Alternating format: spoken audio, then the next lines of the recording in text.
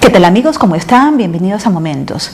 Me acompaña hoy Antonio Ortuño, un referente actual de la narrativa contemporánea joven y recientemente se ha alzado con el premio Ribera del Duero en narrativa con un importante libro de relatos titulado La vaga ambición. Gracias por estar aquí, Antonio. Muchas gracias. Antonio, ¿es verdad que si hubieses aprendido a hacer cosas divertidas de niño, tal vez no serías hoy escritor? Hubiera podido hacer muchas cosas. Ya. Nunca quise ser escritor de niños, pero escribir sí era algo que me gustaba mucho. Y hay una diferencia porque yo no quería ganar el premio Nobel o que me entrevistaran, sino escribir, llenar las hojas con lo que me interesaba y todavía es algo que disfruto mucho, la escritura. Si no, realmente no lo haría. No ha sido por posición, ni por lucir, ni porque me inviten a un programa de televisión y terminar hablando de fútbol o de como política, suele pasar. Como suele pasar, sino porque realmente me gusta escribir y realmente me gusta pues inventar historias y ponerlas en el papel. Y el trabajo con el lenguaje, y a medida que uno aprende más cosas, pues el juego es más divertido porque tienes más herramientas para hacerlo, ¿no? Desde luego, si hubiera tenido talento para el fútbol y hubiera podido ser del centro delantero de las Chivas, por supuesto que no haber escrito al menos hasta retirarme. Bueno, entiendo que te divierte escribir. Sin embargo, admites que la literatura es fuente de frustraciones y le pasa a todos. A los que escriben y no pueden publicar, y a los que publican y nadie les compra. Claro, la literatura es maravillosa en el espacio entre la página y el lector. En ese punto, pues las cosas pueden salir increíblemente bien y puede ser trascendente y puede ser excelsa y puede ser inquietante.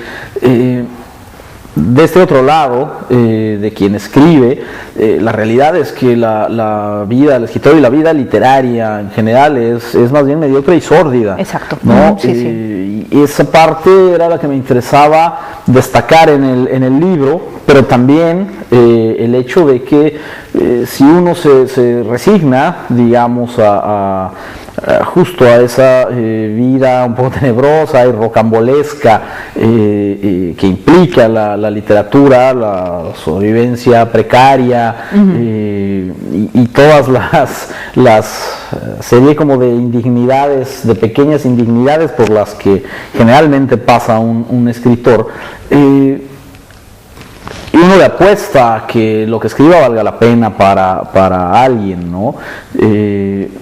Claro que va aparejada la frustración, porque realmente escribir un buen libro no es más sencillo que hacer una cirugía cerebral, ¿sabes? O sea, tiene un grado de dificultad muy alto, hay muchos factores que tiene uno que considerar. Los buenos libros en realidad no le gotean de los dedos a gente elegida por los dioses, eso no existe, implica mucho trabajo, muchas lecturas, darle muchas vueltas a las cosas, corregir y además tener una cierta dosis de suerte para que algún editor le apueste a tu trabajo y para que de verdad los lectores tengan la posibilidad siquiera de considerarlo, pero nada te garantiza que la gente lo lea y eso le importe, ¿no? Justamente esto has vivido tú al comienzo con El buscador de cabezas, tu primer libro, que no empezó con un buen pie, no halló editor de inmediato, sin embargo tuvo mucho éxito con su publicación. Sobre todo me impactó eso de que tú leíste la carta de rechazo en el hospital, ¿no? Esperando el nacimiento de tu segunda hija. Es obvio que te decepcionó, pero tenías fe en ti y persististe. Sí, bueno, evidentemente el primer manuscrito tiene siempre una dificultad adicional y es que un editor tampoco es sencillo que se arriesgue con alguien que nunca antes publicó, ¿no? Cuando ya publicaste 2 o 3 trabajos, el editor a lo mejor se lo toma de otra forma, sobre todo si esos trabajos ya dejan un antecedente de otras lecturas, y hay muchos editores que no son particularmente valientes y otros al contrario, que son muy arrojados. Son muy audaces. Pero no todos lo son, y algunos necesitan como muchas validaciones externas antes de apostar por el trabajo de un autor. Una vez que apareció, al buscador le dio muy bien, sobre todo críticamente, es decir, no es un bestseller que haya conseguido que me compre un Bentley, pero ya va por su 3ª edición, tiene un par de traducciones, ahora está en un grupo editorial grande como es Tusquets, y en un primer momento apareció una editorial mexicana con una tradición literaria muy fuerte, que era Joaquín Mortiz, pero que era un grupo que ya había comprado, un sello que ya había comprado el grupo Planeta, y que estaba como redefiniéndose en ese momento, ¿no? Pero bueno, ya había aparecido publicado en la serie El Borrador de Joaquín Mortiz, en donde habían publicado Paz y Fuentes y Arreola y José Agustín y Elena Garro, y era una cosa importante para un autor novato, ¿no?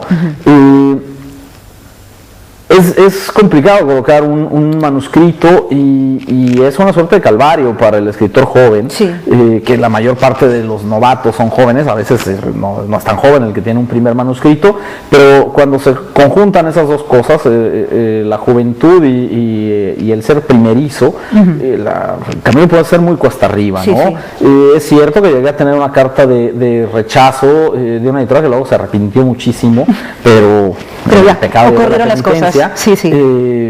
Y claro, estaba a punto de nacer mi segunda hija y sí fue una suerte de shock, porque además 2 o 3 personas de las que hacían dictámenes para la editorial habían leído el libro y les había gustado mucho y me habían dicho que su dictamen era positivo.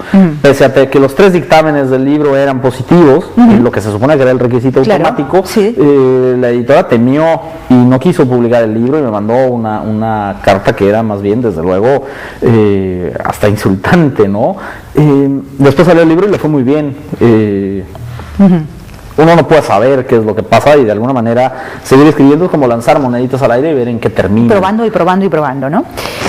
Según te niegas a centrarte en un registro o género, pero sientes cierta preferencia por la ficción, porque ya tenías mucha realidad haciendo periodismo, ¿no? Escribiendo sobre hechos, y querías hacer algo distinto con tu literatura, Antonio.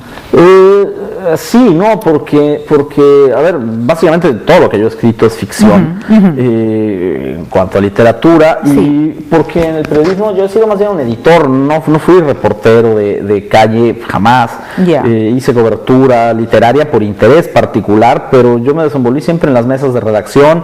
Fui 2 veces jefe de redacción, fui 2 veces jefe de cierre de edición, fui editor de portada y editor de secciones, trabajé tanto con reporteros como con agencias, y eso es muy diferente a ser el reportero investigador que tiene sobredosis de realidad. La realidad ahí es que el periodismo ha sido mi profesión, y le debo muchas cosas al periodismo, y es una profesión que respeto muchísimo, pero no se junta suficiente vocación periodística en mí para llenar una cucharita de café. Yo no tenía ninguna clase de gana de desentramar una serie de casos ni nada por el estilo. La verdad es que eso me daba mucho igual, y a lo mejor por eso siempre preferí las oportunidades editoriales, porque era frío para juzgar el material de otros y trataba de ser lo más objetivo posible, y de si el reportero estaba sobreapasionado y había comprado completamente un tema, ser un poco el abogado del diablo que le dijera, a ver, no, espera, te falta investigar esto, te falta otra voz. El editor tiene que ser un enfriador en términos periodísticos, ¿no? Exactamente. Está muy de moda el periodismo activista, y yo lo admiro mucho éticamente, pero en general el periodismo activista es mal periodismo. Cuando solo compras una versión de los hechos, estás haciendo un periodismo espantoso. Claro, en la literatura ninguna de esas preocupaciones importa, porque justamente un autor de ficción lo que está haciendo es decir mentiras. Así esté volteando a ver a la realidad y trate de transmitir cosas y reflejar la realidad y friccionarse de alguna manera con la realidad, pero lo está haciendo con la mentira como herramienta de conocimiento. Pero hay que mentir muy bien. Claro, hay que saber mentir. Hay que mentir bien, hay que saber mentir, porque las mentiras tienen que ser verosímiles, tienen que ser creíbles, tienen que ser sugerentes, tienen que ser evocativas, tienen que reunir toda una serie de requisitos, tienen que parecer la puritita verdad, pero no serlo. Yo escribo ficción sentado en mi escritorio, y si algo necesito averiguar, entro a Google o me voy y me busco un libro a la biblioteca, y con eso me basta, no necesito hacer una investigación extensísima, tampoco soy el tipo de escritor de ficción que es ratón de biblioteca y que necesita 800 libros, ¿no? Cultiva sobre todo la novela y el relato. A la primera defines como las casas que has vivido y al segundo los lugares que has visitado, pero quizá todo se resume a un viaje de exploración interno y externo. Puede que sea eso, ¿no, Antonio? Sí, y yo en general asocio mucho la escritura a las actividades manuales. A lo mejor porque lo primero que hice fue ser obrero. Para mí se parece más a escribir, a ser un carpintero, a ser un albañil, a ser alguien, sabes, que trabaja con materiales y que construye con ellos. No deja de ser una metáfora y desde luego que el trabajo intelectual no es exactamente el mismo, pero para mí es algo que se asocia más y en la novela mucho más porque es un poco como habitar el espacio. Cuando yo estoy escribiendo una novela, de alguna manera estoy viviendo dentro de esa novela, estoy todo el tiempo pensando en el dichoso libro y con los cuentos, aunque el trabajo de este libro específicamente fue muy intenso, pero además los escribí todos al mismo tiempo, iban avanzando a veces desesperantemente lento, pero en simultáneo, porque quería cuidar las relaciones entre los cuentos y las diferencias entre los cuentos, y solo lo podía hacer si los iba construyendo a la vez. Pero en otras ocasiones también he publicado libros de cuentos, sobre todo los primeros libros de relatos que publiqué, que eran en realidad colecciones de lo que había escrito hasta ese momento, y eran relatos que se habían escrito a veces en impulsos, muchos de ellos escritos en una sola sesión, y luego corregidos a lo largo de muchas otras, pero que no me representaban meses de trabajo cada relato, ¿no? Sí es una relación como diferente. Finalmente soy un narrador y me ocupo de ambas cosas, pero sí que como experiencia de escritura en general ha sido muy distinto para mí escribir novela que cuento, y esta colección es una cosa que me atrevería a decir que no es ni una ni otra, ni se parece a la metáfora del viaje, ni se parece a la de la construcción. Realmente más bien fue como haberse encontrado una mina de manganeso y dedicar 6 meses de tu vida a explotar el manganeso de la mina. Has dicho que la literatura es tu chaleco de salvavidas para protegerte de la realidad, e incluso también la has definido como tu cuchillo mantequillero. ¿Te funciona siempre? Caray, a veces lanzo unas definiciones que ni yo mismo sé por qué lanzo. A mí me llama mucho la atención. Sí, en este momento podría decir que es la cámara con la que retrato, no sé. Depende de muchas cosas. Me gustan mis ideas, pero me gustan tanto que a veces las voy cambiando sobre la marcha.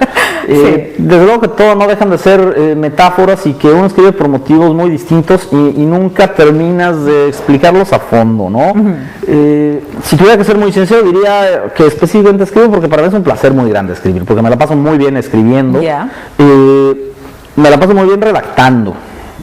La planeación que es antes puede ser tortuosa y la corrección que va después incluso es tormentosa, pero la parte en medio de la redacción para mí es algo muy placentero.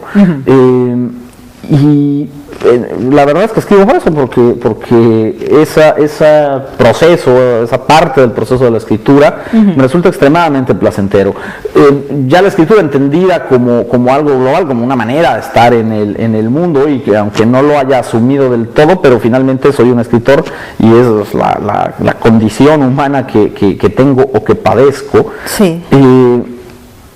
Claro que se puede hacer otro tipo de definiciones de la literatura. Durante mucho tiempo yo tuve una postura muy bélica al respecto de la escritura, porque además vivo en un país que tiene una serie de conflictos sociales, políticos, culturales, en los que yo tengo una postura que me parece que en general es distante a la de muchos de mis compatriotas, ¿no? Y que en términos generales no se parece punto por punto a la de casi nadie. No es que yo diga, lo que pasa es que yo soy clavadito para tal ideología y entonces nadie de los que tengan la otra ideología son mis amigos y todos los de mi ideología son mis amigos.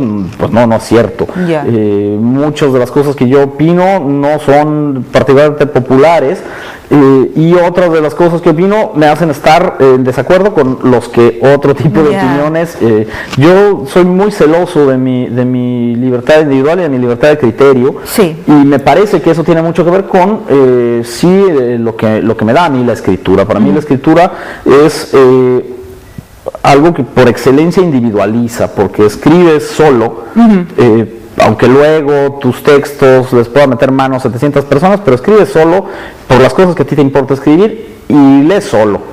Las mejores lecturas al menos se hacen solo. Cuando tienes que leer ante un grupo de gente que además discute y demás, que generalmente eso pasa en la escuela, la verdad es que esas no suelen ser las mejores lecturas del mundo. Las mejores las escribe alguien solo en su casa y otra persona solo en su casa la lee.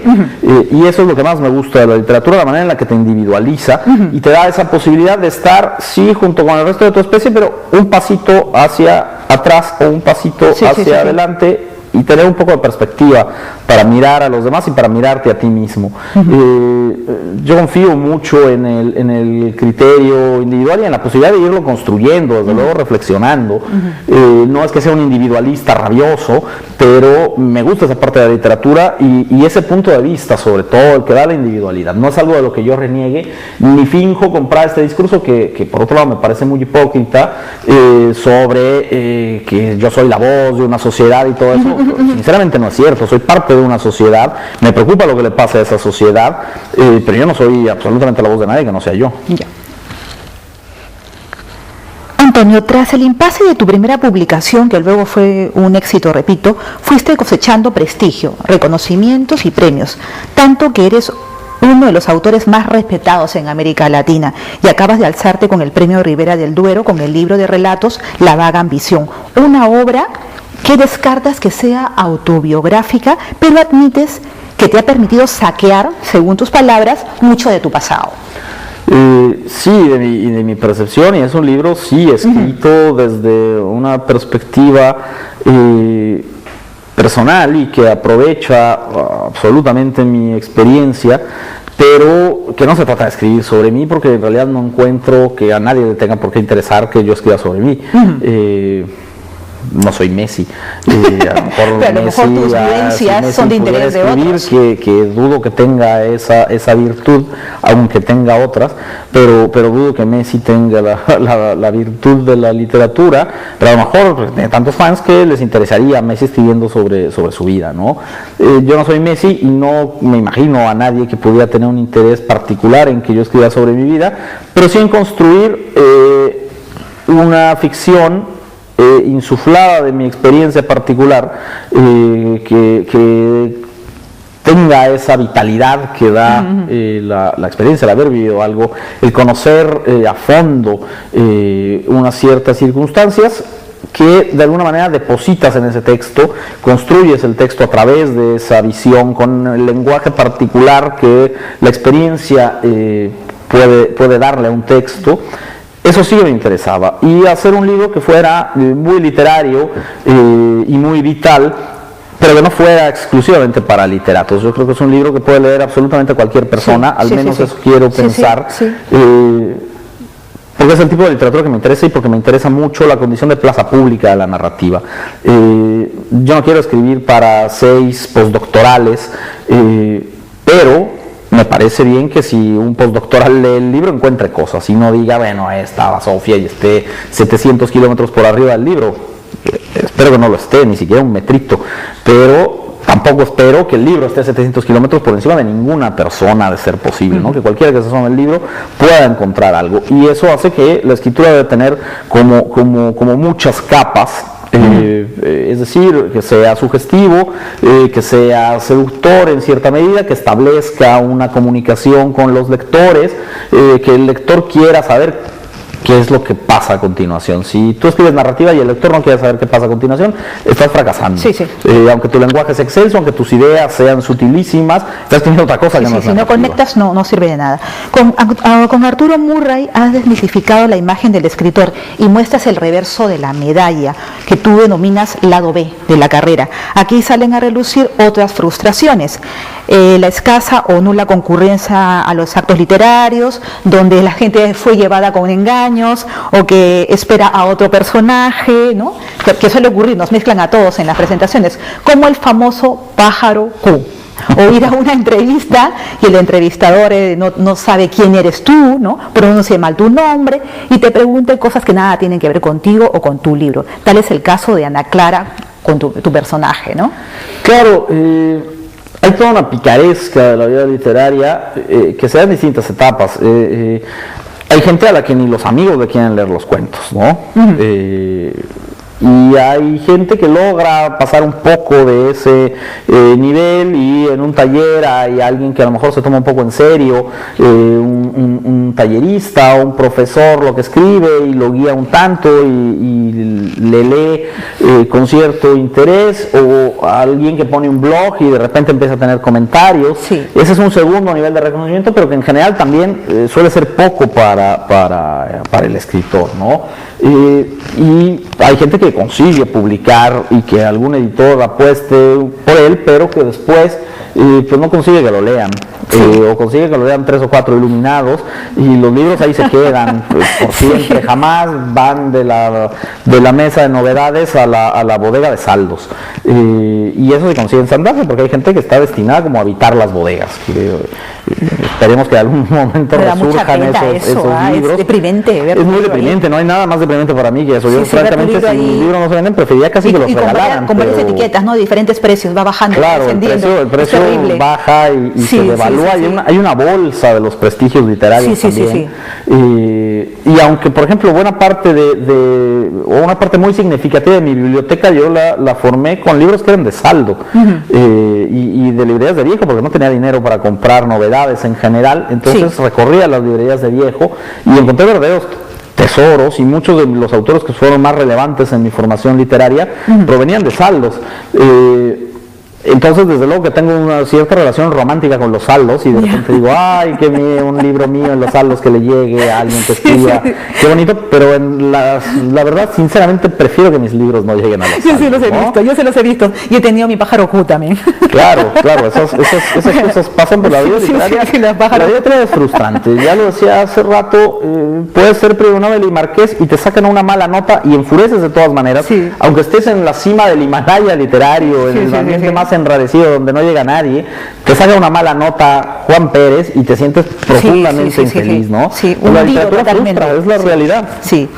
También tocas el tema de las rivalidades, celos y envidias en el mundo literario. En este caso, el enemigo de Murray es Esteban Gallego, y los esfuerzos de supervivencia que hay que desplegar cuando el dinero no alcanza, ¿no? Las colaboraciones en prensa, en series de televisión, en talleres de escritura.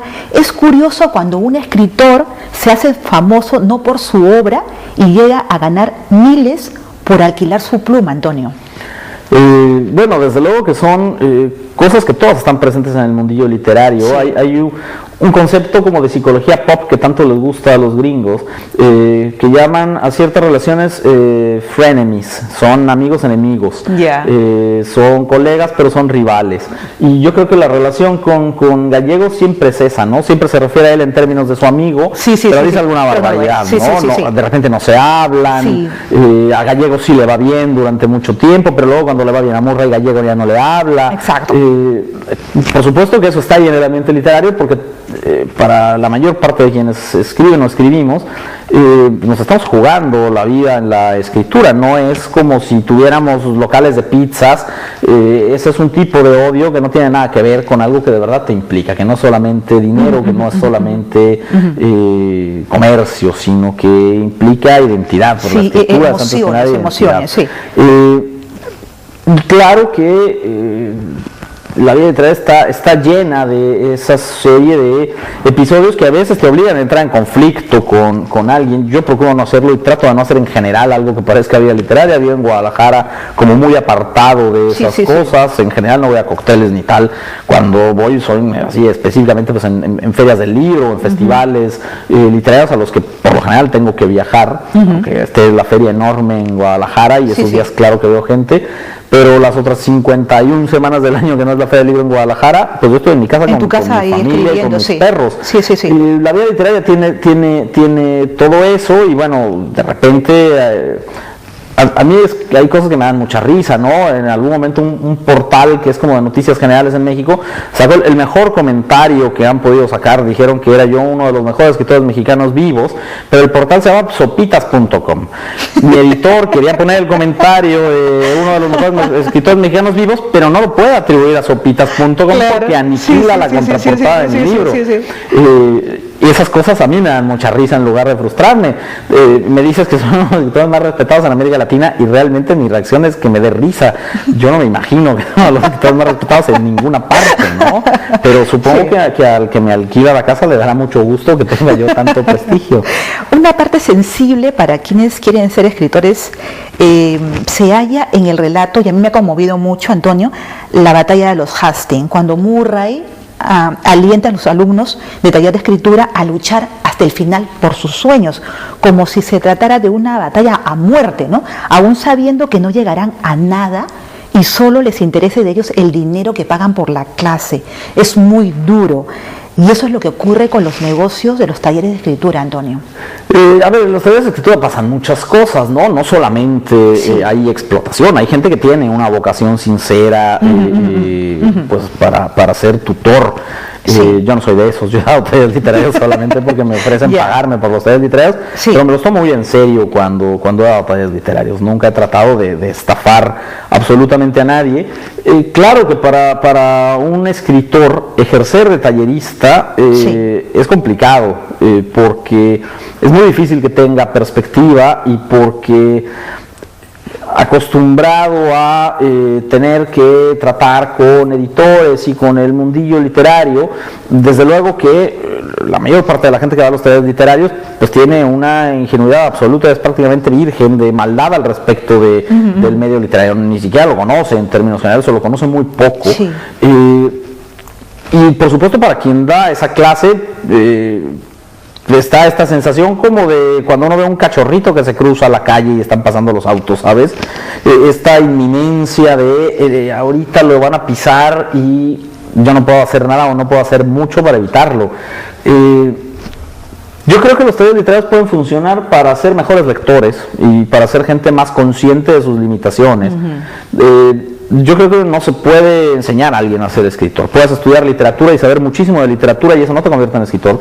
Hay gente que tiene 18 doctorados en literatura contemporánea y que puede traducir de 26 lenguas y no va a ser un escritor, y a lo mejor el señor que conduce el tranvía escribe mejor ficción. Sí, tiene más emoción, más alma. Transmite. O un profesor puede tenerla también. Nada está fatalmente ligado. Lo que sé es que de la universidad no se sale escritor y lo que sé es que del taller literario a lo mejor tampoco. Pero desde luego te da más herramientas para lidiar con eso. Yo creo que los talleres, a la gente a veces el problema por lo que llega a un taller es porque tiene una falta de autoestima bárbara, ¿no? Claro, a mí la cuestión de autosuperación y todo este tipo de asuntos me repelen muchísimo, y por eso hay un juego de ambigüedad muy grande en la visión que tiene Murray en el taller literario, porque él, que no es hipócrita ante sí mismo, acepta que lo que está ahí es para cobrarles, sabe que para las clases de su hija, está pensando ahí como caja registradora, que sobrevivan como escritores que los saquen de la pecera y los echen al mar con los tiburones, pues se los van a comer inmediatamente. Pero piensa, supongo, que de cualquier manera, tal como lo ha asumido él mismo, que tampoco es que se sienta un gran tiburón, que de alguna manera también tiene una cierta empatía con eso de que lo echen en la pecera y lo devoren, transmitirles casi lo único que tiene, porque su única poética es la persistencia, ¿no? Es un juego como de carambola a varias bandas, porque él ve con perspectiva y se siente un poco ridículo por lo que está diciendo, pero también se lo está diciendo un poco en serio, pero a la vez se burla y a la vez es un poco hipócrita, pero le gustaría que se lo tomaran en serio. Hay una serie de espejos que me parece que reflejan mucho el tipo de sensaciones que puede tener uno en esas circunstancias, ¿no?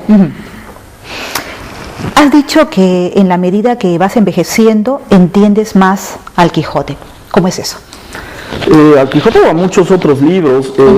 Hay muchas capas que lo distancian a uno de las culturas que están lejanas en el tiempo. El lenguaje es la primera de ellas. El español de tiempos de Cervantes pues se parece residualmente al nuestro, pero es muy distinto en cuanto a sintaxis, en cuanto a vocabulario. Cosas que podían ser frases hechas en tiempos de Cervantes resultan unas frases rarísimas, como si fueran de Joyce.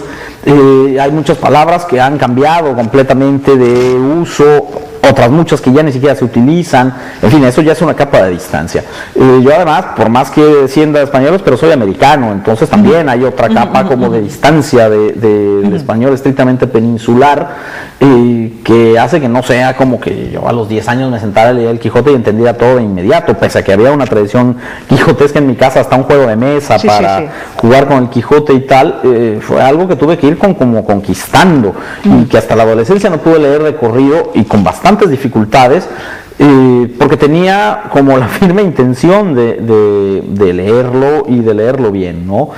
Y ya veinteañero me parece que hice como la primera lectura en la que pude decir salir relativamente indemne de leer el Quijote, lo terminé, disfruté, entendí más. Y hace un par de años, para una cuestión profesional, para escribir un texto cervantino de cara al aniversario, lo releí y sentí que entendía mucho más de lo que lo había entendido a los 20 años, entonces tengo la esperanza de llegar a los 80 y tantos y tener ya un dominio razonable del Quijote y seguir entendiendo más cosas. También vives más y te puedes aproximar mejor, me parece, a la experiencia de escritores que tenían un mundo mucho más grande del que uno puede comprender cuando eres un adolescente, ¿no? Y eso además no tiene absolutamente nada de extraño. Yo creo que no hay nada más absurdo que enseñar literatura empezando en los clásicos. Yo creo que se debería terminar en los clásicos, que los chicos deberían leer cosas que fueran mucho más inmediatas para ellos, temas que les llamaran mucho más la atención y que de alguna manera pudieran ir ampliando el mundo para ellos. Algo que esté un poquito más lejos de ti y cada vez más lejos y cada vez más lejos, hasta que llegues a algo que esté aparentemente tan lejano como el Quijote, pero sepas lo suficiente para poder navegar en eso. Si te lo imponen a los 10 años, lo que pasa es que lo ves como un mamotreto incomprensible con el que no te relaciona absolutamente nada, ¿no? Y eso no fue el Quijote nunca, porque si algo tuvo el Quijote es ser un libro extremadamente popular, que le gustaba a la gente y que entroncaba profundamente con las personas. Por eso sigue fascinando a la gente después de cientos de años. Si lo despojamos de eso y obligamos a la gente con un embudo, pues va a ser muy difícil que se mantenga la fascinación del Quijote sobre los lectores, ¿no? Antonio, ha sido un placer conversar contigo, gracias por tu tiempo y como digo siempre, ¿no? Nos encontraremos en el camino, aquí o en México. Gracias. Un placer. Gracias por estar ahí. Más entrevistas en mi blog Elga Arreategui o en Momentos, mi canal en YouTube. Un gusto estar con ustedes. Nos vemos pronto.